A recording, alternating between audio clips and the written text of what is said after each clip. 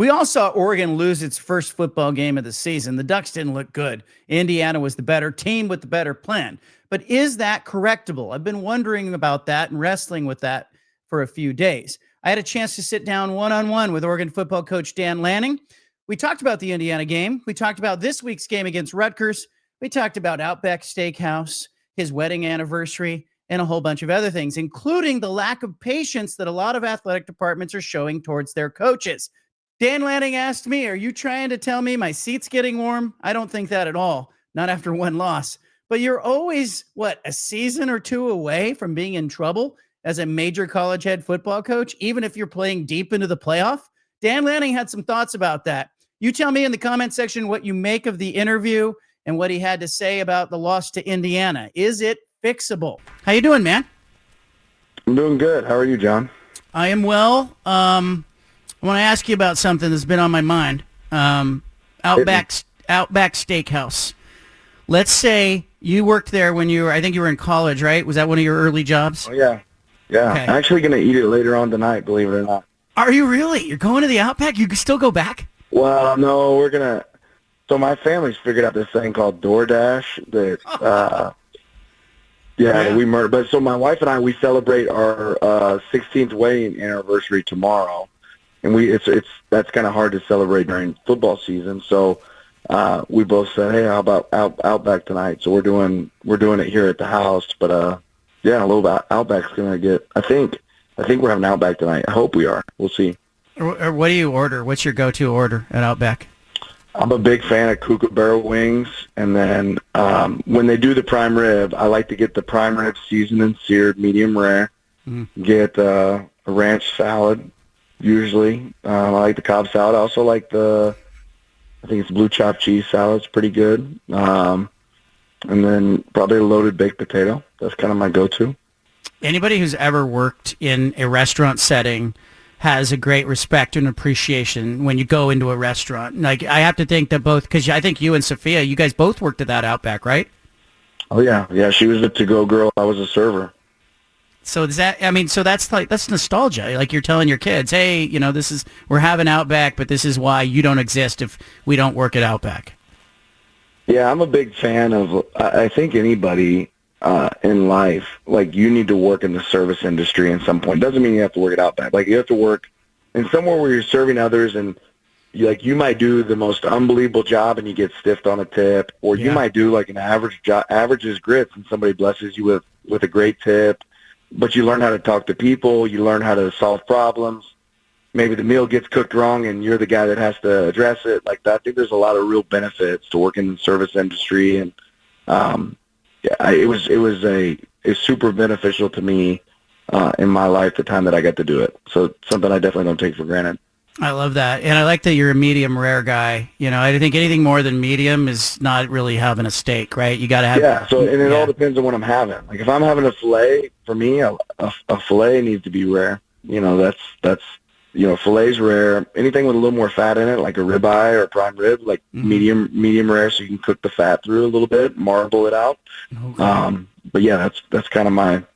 If it's brown inside, I'm disappointed. Yeah, it's a mistake. You've overdone it. So are you a guy who will, in the off-season, enjoy that? Do you like getting in the backyard? Do you have like a barbecue set up at your house? Yeah, I love to cook. Yeah, I love to cook. I love to grill. And in the summer, when we're actually on vacation, I'm usually in charge of breakfast and dinner. Sophia kind of handles lunchtime, but that's usually the routine. I'm an omelet guy in the morning. I can cook a pretty good omelet, and then at night we're usually doing steak or burgers or something like that. A lot of red meat. I'm going to go to Outback. You've now convinced, I think, there's going to be a run on Outback. So Dan Lanning's ordering his anniversary dinner with Sophia. DoorDash. How do you feel about the grocery delivery? Let's see how far you go with the delivery thing. Do you do the grocery delivery? Yeah? No, we haven't done that. I mean, I complain about DoorDash a lot. I'm more the guy like, okay, you order it, I'll go pick it up. I don't mind doing that, but I'm not always here. So it is what it is, right? What kind of tipper are you on the DoorDash? I'm pretty consistent, 20% regardless. Do you feel like because people would know who you are, you better tip, or how do you handle that? Because you do have eyes. I don't think our DoorDash name is a real name. I don't think. No. I don't know how that works. You got a fake name? What's your fake name? What's your go-to fake name? I don't order it. It's from my wife. My wife would order that. I don't know what it is, but I truly believe she has something different listed. I don't know. But yeah, I think you never know. You never know who's delivering. You could get some Washington. I had a Beaver fan come over the other day. He was actually super nice. A DoorDash Beaver fan. They showed me her to say, "Man, wish you all the best of luck. And if you get bored cheering for the Beavers, you can cheer for us." There you go. See, there's some camaraderie. Not everything has to be mean-spirited. You got Rutgers. People are going to kill me if I don't talk about Rutgers. Everybody gets mad if I don't talk about Rutgers. Let me ask you this. I've been watching a little Rutgers. Their defense is struggling. They got guys in man coverage in that Washington game that just fall down. And if I'm Greg Schiano, I'm going crazy going, hey, we schemed this up. Guy just falls down. When you're a coach and that happens on film, you just got to, what do you do? If I'm sitting in man coverage and my guy falls down? Yeah, you're in man coverage, guy's in position, it's the right call, your guy just falls down.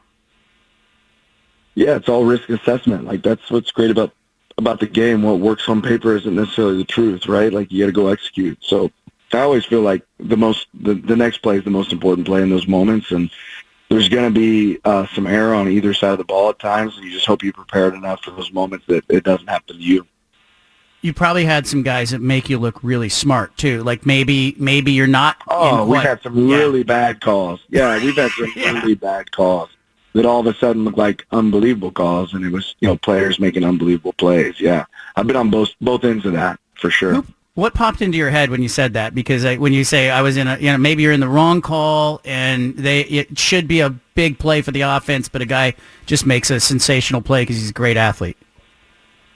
I mean, there's a ton of moments. I mean, immediately I go back to last week, but we didn't win that game last week. But there was a third down moment where we were aggressive on defense and ended up making a great play on a play that would have been really tough if you would have just drawn up on paper and said it was going to be a good one.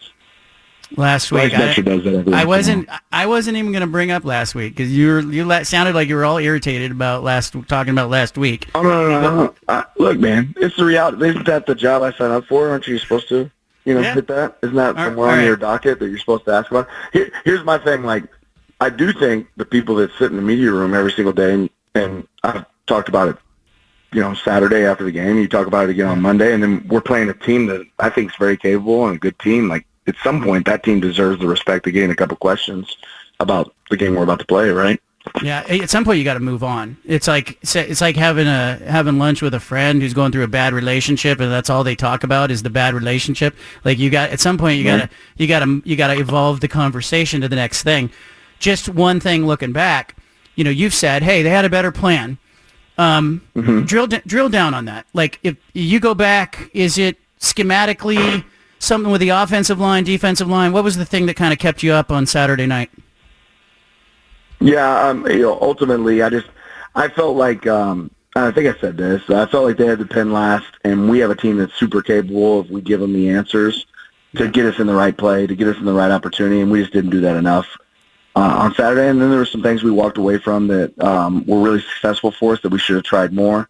And then, in the fourth quarter, you got to go win the fourth quarter, and you're talking about a tie game in the fourth quarter. And they imposed their will a little bit more than we did. And if you went and played that all back over again, like, what a learning opportunity, to say, okay, how could we do this different? And losses aren't worth it if you don't learn the lessons, right? And if you learn the lessons, it can be really effective.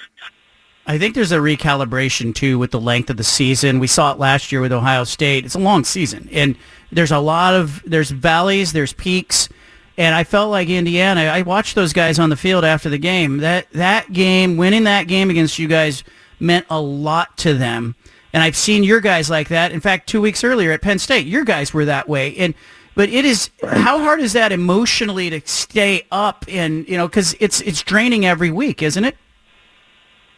Well, that's what we all signed up for, and the emotional highs and lows of the game are super intense. but that's part of what makes college football so great. This week, offensive line, I got to think the offensive line took it personally when they watched film from last week. What do you expect, or what are your expectations from your offensive line this week against Rutgers? Yeah, I'm anticipating these guys have a good performance. They put in, it's been a really good week of work, really good week of prep. I think our coaches have done a good job of the preparation necessary for this game. And all those things, when sacks happen, everybody always looks at the offensive line. And the reality is it very easily could have been a wideout running the wrong route, and the quarterback's ready to throw it to him, and he's not there. Or it could have been the quarterback moving the pocket when he's not supposed to move the pocket, or the O-line, maybe they do idea protection, and they execute the protection the right way, but we got the wrong guy on the wrong matchup. So they usually wear it when it goes well, and they usually wear it when it goes poorly. But I do feel good about our prep this week. I do feel good about our plan.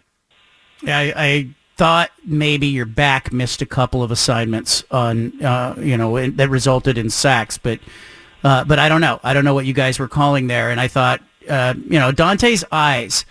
He had been really good at looking comfortable. He did not look comfortable last week. I guess that comes with protecting him, and because I thought you had some guys wide open, he just didn't have time to see him, or he couldn't get his eyes up.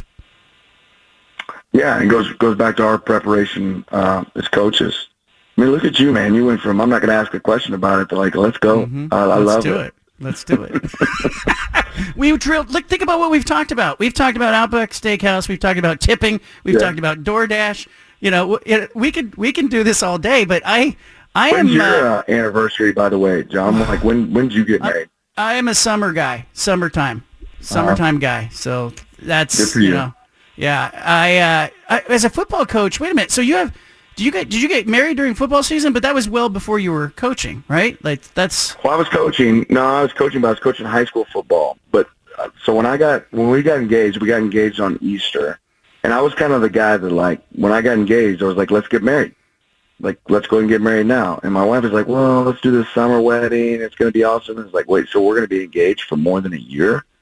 And then there was this little young guy named Caden that was coming along, and we said, let's speed this up so we can explain it to Grandma. Yeah. And so we got married during football season. Okay. That's kind of how it worked out. I love it. All right. So you guys were going to travel out. You're obviously not there, so you're leaving tomorrow. You're doing that same thing you did. I think you did it in the Northwestern game. Same plan. Get out, get in, get out. Really right? More so the Penn State game. Northwestern, we actually went a day early. Okay. But this is a little bit more of our format for the Penn State game because it's a night game tomorrow. Yeah. By the way, that trip out of Penn State, not to dwell, that was kind of a slog getting out of there. That's not an easy place to go. You guys went to Harrisburg after the game. You had to bus out. I had to do the same thing. I don't think I even went to sleep after the game. I just flew at 6 a.m. the next morning.